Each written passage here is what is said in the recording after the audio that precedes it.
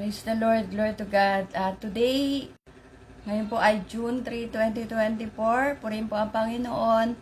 Tayo po ay manalangin. Let us pray, Heavenly Father, another day to be thankful for. Thank you for all your blessings every day. Life is tough, but your presence makes it lighter. Lord, seeing the beauty of your creation makes us feel more blessed.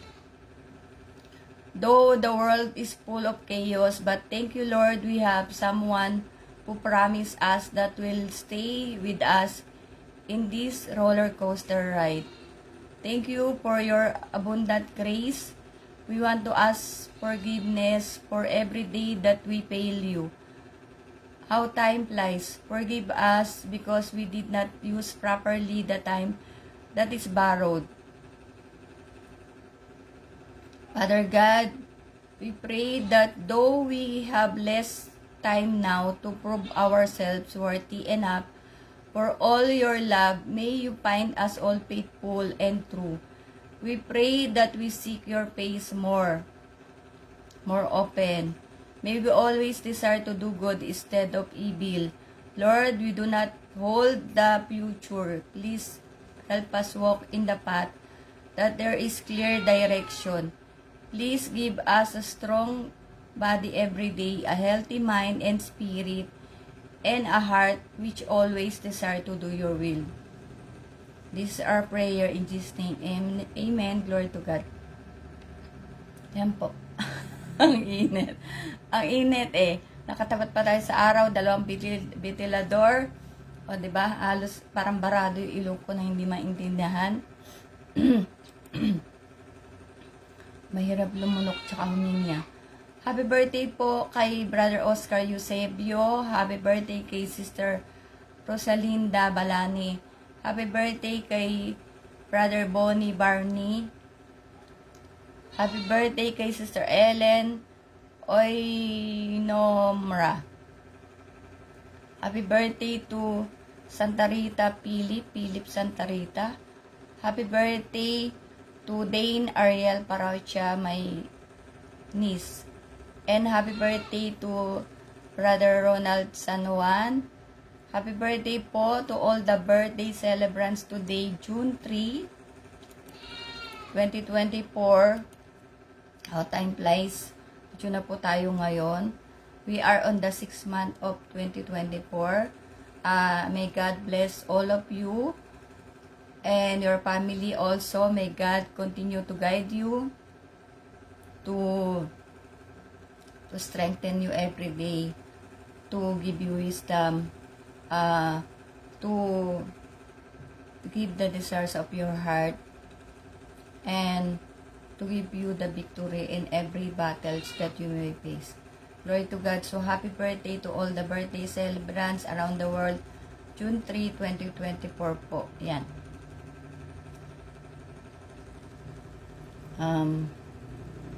Again, thank you sa lahat po, to all the people who sharing my reels, my live, who supporting me, my Facebook live, sa lahat ng mga nakikinig, to all those people who are watching and listening to the sharing, the short meditation of His word.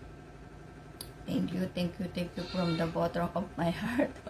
para talagang, yan po, God bless all of you.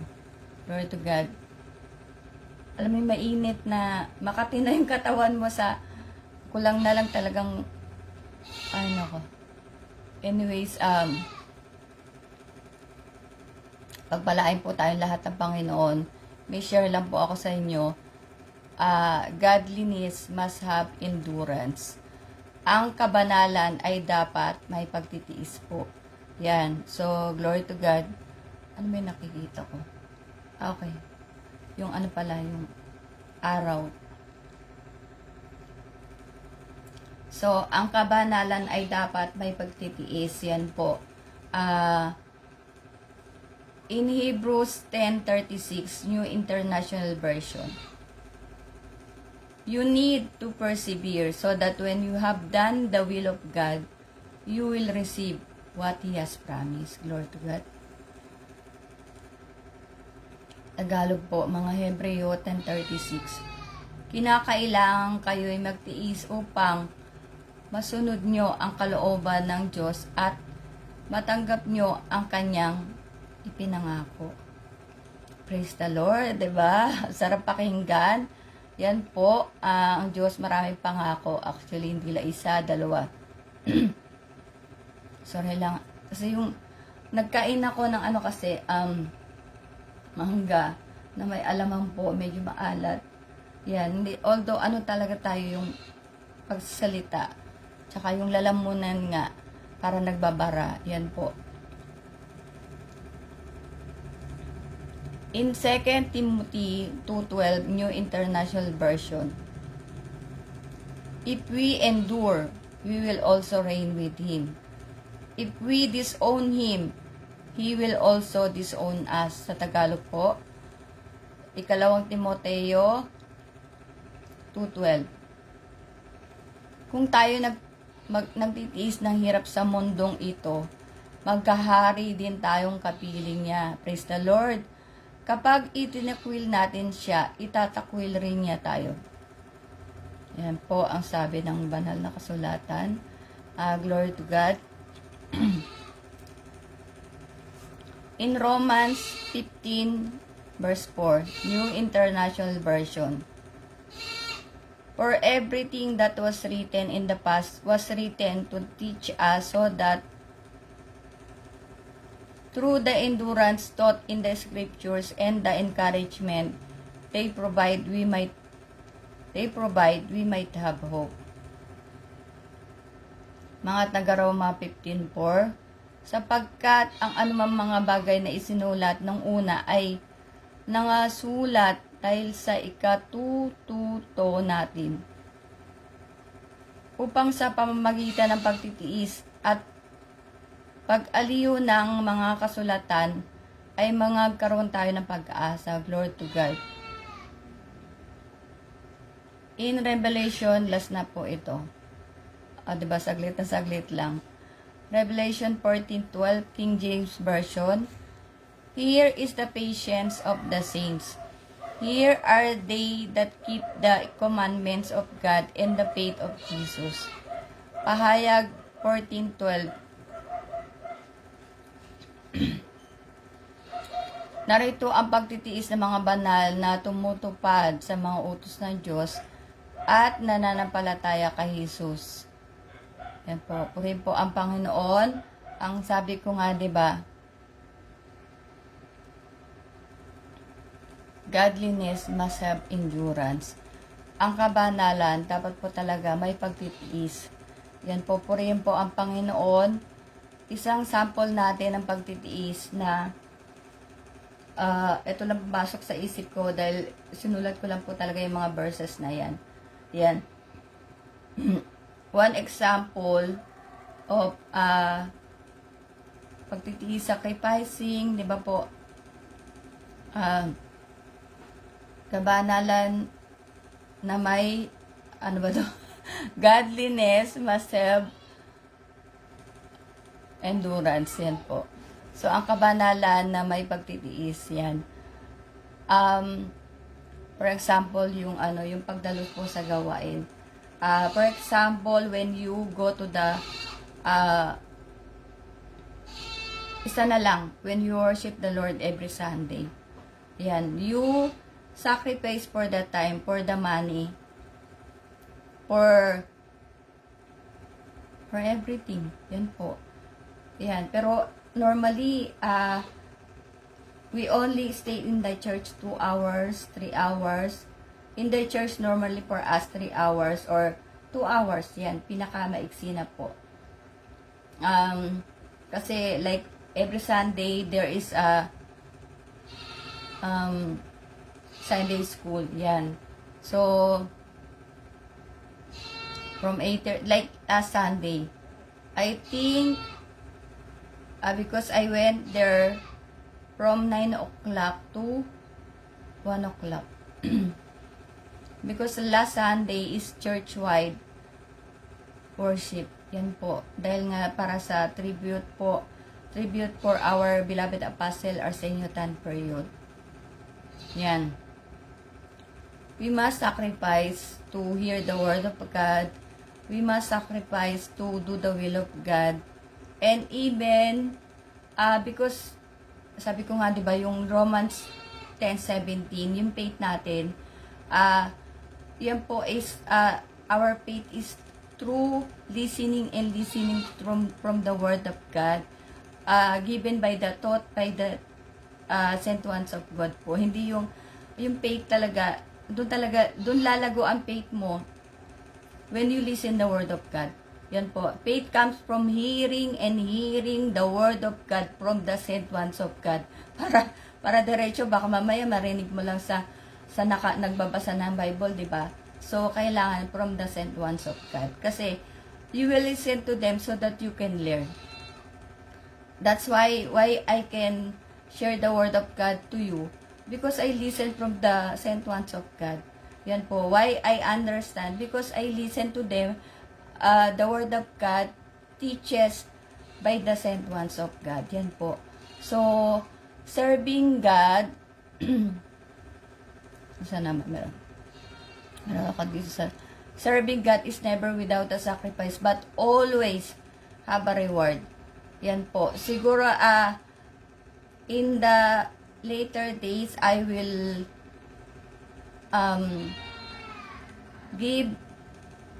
share something, yung hindi naman mga reward po, I mean at least marami kasing rewards. God has so many rewards even in our everyday life. Di ba po? When you always ask something to God, definitely if you are doing, even you're not doing the will of God, God is very gracious to give us everything. So, shout out po ako kay Sister Maria Elizabeth Toledo Buwan. Yan. Even for the worship and then for giving our tithes. You sacrifice because actually it's not sacrifice because this is the commandment of God. Yun po. So you're not sacrificing actually. But because sometimes we are in a critical stage or critical situation, like for example, your money that is you are not hindi ka sanay, ano ba yun? You are not used to give your tithes because maybe you're new in the church. But because you love the Lord, you want to do the will of God, so you sacrifice something for yourself, for your family, just to do the will of God. Yan po. But your sacrifice, what you did for the Lord, that you give your tithes and offering, actually, sabi nga, di ba, yung Malakay 3:10, and He will open the gates of heaven. The gates na ba yun? Yan po. Di ba? Bring everything, the 10% in the storehouse, di ba po? So, at dalhin nyo ang ikasampung bahagi sa kamalig. At kung hindi, subukan nyo ako at bubuksan ko ang mga dungawan na walang silid na kalalagyan or pintuan ba yun? Yan po, hindi, I didn't memorize that one. But, God is so gracious to give us everything. And even we're not asking, God is giving us. I will say that is my experience. Not only me, I'm sure all of us. That when you ask God, He will give you. At least you ask God, maybe you're not asking God. That's why He will not give you, 'di ba po? So, we need to sacrifice for God. Yan, hindi pwede po maalwan po ang ating paglilingkod kasi pag maalwan 'yan, walang challenge. Yan, kaya kailangan na like me, I'm sharing the word of God even in my critical condition. Yan po. But in sharing this word of God, the word of God, the gospel of Jesus Christ, actually I feel more blessed and happy and joyful because as I told you how God saved me. of course, I want to also share to people, the joy that you are being saved, the joy that you knew God, the true, the real God. Yan po. Kaya nga, gusto ko talagang, bago tayo, tapos na po ako, bago tayo mag closing prayer po. For how many months I'm sharing the Word of God, the short meditation of the Word of God. Maybe you listen 1 time, 2 times, 3 times. Yan po. It's really a waste, ano ba yung Tagalog ko na lang. Yan. Na, kunyari, nakinig ka sa akin sa ilang buwan na pag-share po natin ng Word of God. Sabi mo na kahit 1 time lang, yan. Kasi nung isang beses pa yun, medyo nainis ka pa, di ba? Pero kung nakailang beses nakinig ka, hindi ka man lang bumisita sa church, PMCC Portwatch, naging curious ka. For my own opinion po, sa akin lang, kalahati ng buhay mo na wala sa'yo. Hindi mo na-experience yung joy, hindi mo na-experience yung you didn't experience to know the real God. That we felt, we are thinking that we knew the real God, the true God. Hindi po. May nabasa ko, I saw one post in Facebook. She said there, she has been in 5 born-again Christian fellowship. But, same like me. Sabi ko nga na malangkaw ako ng church po. Yan. But she stopped in Portwatch. And only in Portwatch, she knew the real and true God. Yan po. So, pag hindi talaga natin ako everyday I am thinking na I'm praying for everyone. Those people I'm praying for every day. Only one prayer, one important prayer I'm doing for them. To receive salvation. Yun lang po. Sabi ko, Lord, if they, last minute, if they cannot change, they really don't want to change, from doing evil things to do good things or holy things, to be holy in the eyes of you, sabi ko na lang talaga, Lord, please, just save them. Yun na lang. Because if maybe rapture will come and sabihin na natin na rapture ka, ganyan. Alam mo, may stress ka pa sa langit dahil makikita mo yung mga pinag-pray mo talaga naiwan. 'Di ba po? So, yun lang talaga. I always pray na salvation na lang talaga.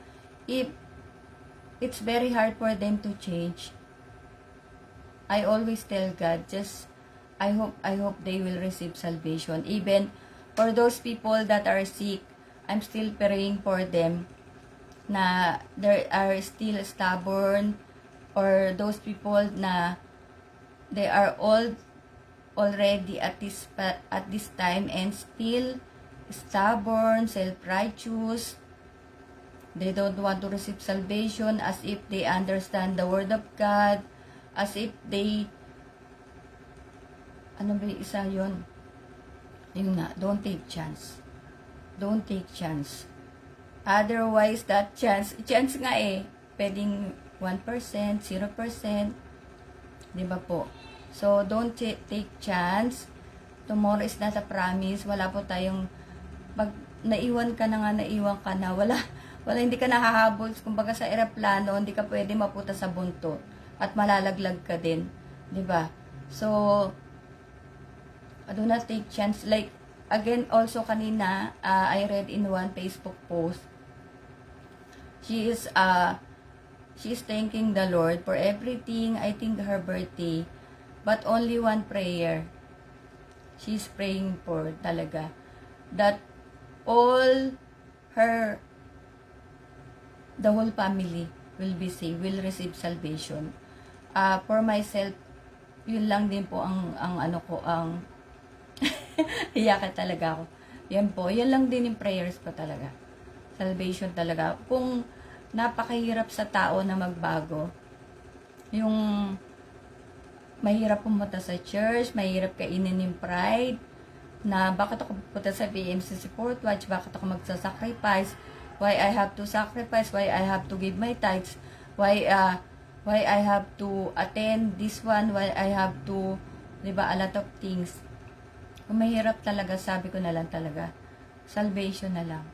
Kung ibibigay po ng Panginoon, di ba? Because I cannot command God. God is God. I can only pray, but I cannot command God. Ayan po. So, and still, I have so many shortcomings to God. Even I can ask for something. Even I told you that everything by the grace of God, lahat ng nasasabi ko, God is making all those things into reality. Yan po. Ay, hindi ko rin alam. Yan po. So, but, those things na I will command God for, I will pray for them for the salvation of them, but it's all up to God, you know, if they are worthy enough to receive salvation. Yan po. So, again, sana nga po, my only prayer for everyone who are listening and watching this FB Live every day, we're doing it, and for the past months, yan. Sana talaga nakabisito ka. I hope that you have visited PMCC Port Watch and not visited. You receive salvation. Na, yung madali, wag na natin pahirapan. Yan po. Na, ang Panginoon tatanggapin natin. Yan. So, you will miss half of your life. If you, of course, didn't receive salvation from PMCC Port Watch, if you didn't have the chance to hear the word of God from the Saint Ones of God, from the pastors, bishop, presbyters, yan po, so that we will come to know the true teachings, yan. Diba? So, ako ganun lang. Sobrang I am so much thankful to God and to our beloved Apostle Arsenio Tanperol, because God has used him for past 50 years. He gave her his life for the people. So, kung nagawa niya yun, di ba, bakit tayo hindi? Ayan po.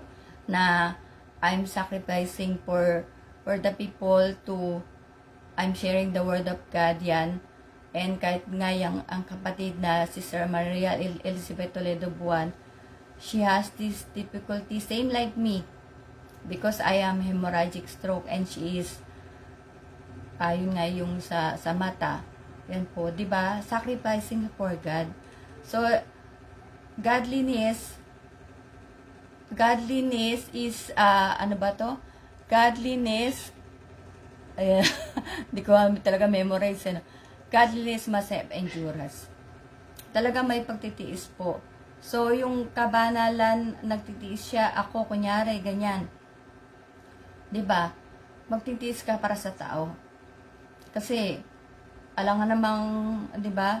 Alangan namang yun nga nakatanggap ka ng kaligtasan tapos sarili mo 'yan, 'di ba? Naibubuka ko pa na maibibig ko kahit ano na, 'di ba po? And biyaya ng Panginoon ang kapatid nga kahit hirap na siyang imulat yung mata niya. Naiyak ko sa kanya. Anyways po, yun po. Lagi ko yung pinapag-pray. Ayan, nawala na tayo. Hindi, ito na ba? So, ayaw na natin humaba. Mag-closing prayer po tayo. Ayan. Let us pray, Father God. Thank you once again for your word. May we pray that we can serve you the way you wanted us to serve you. May we serve you with joy in our hearts. May we obey first before complaining in doing your will so that we'll receive the prize that you have prepared for us. Continue to guide us, Lord. Give us always a heart that is ready to listen to your word. Thank you, Lord, for being with us every day of our journey. In Jesus' name, amen. Glory to God. So, yan po. Salamat. At sana nga, hindi natin ibinagwalang bahala po. Yan. Yung sabi ko kahapon, di ba? Ako, risk taker ako. I am risk taker, but not on this time that this end time. I don't want to risk from eternal heaven to eternal punishment. No way.